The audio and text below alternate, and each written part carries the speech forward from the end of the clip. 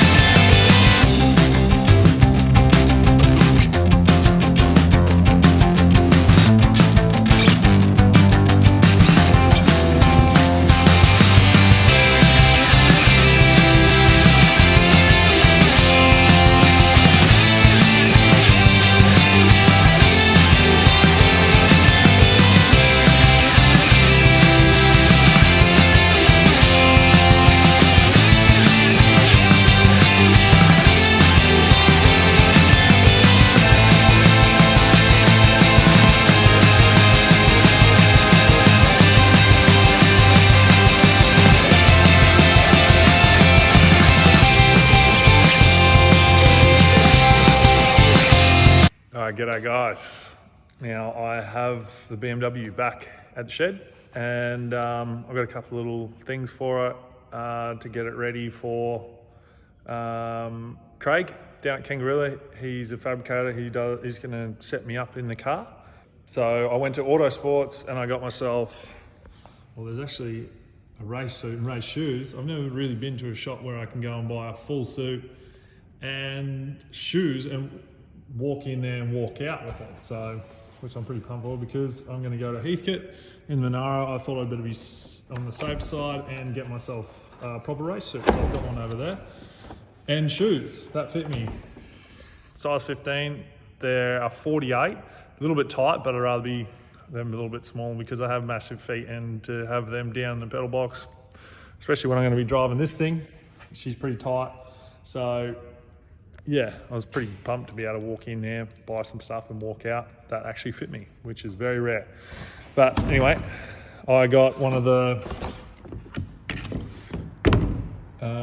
Velo steering wheels and a quick release so I can get in and out nice and easy. So I'm gonna rip this one off, and then so same with all this stuff, it's gotta come off.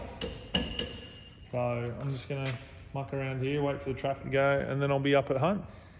So yeah. All right, it's late, it's been a big day. I'm gonna head back up the hill.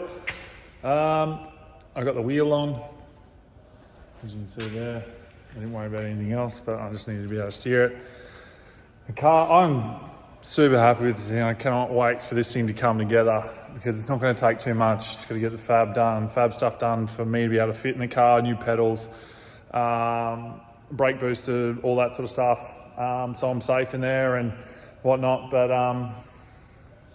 yeah, it looks killer. I mean, this thing is tough and it's going to be awesome once it's done. So I'm pretty excited for it to actually run and hear what it sounds like, because Mick reckons it sounds exactly the same as this, and this thing's fucking choppy as. So it's going to be cool. It's going to look the business. Let's have another quick look at it. Just look, the stance is just very, very aggressive, and couldn't be happy with it. But I've got a Kirky coming because that's the only way I'm going to fit in there and be comfortable with a helmet on and everything, with a little bit of padding. So going to suck for a bit of comfort there, but yeah, here's it. Super happy with it, as you can tell.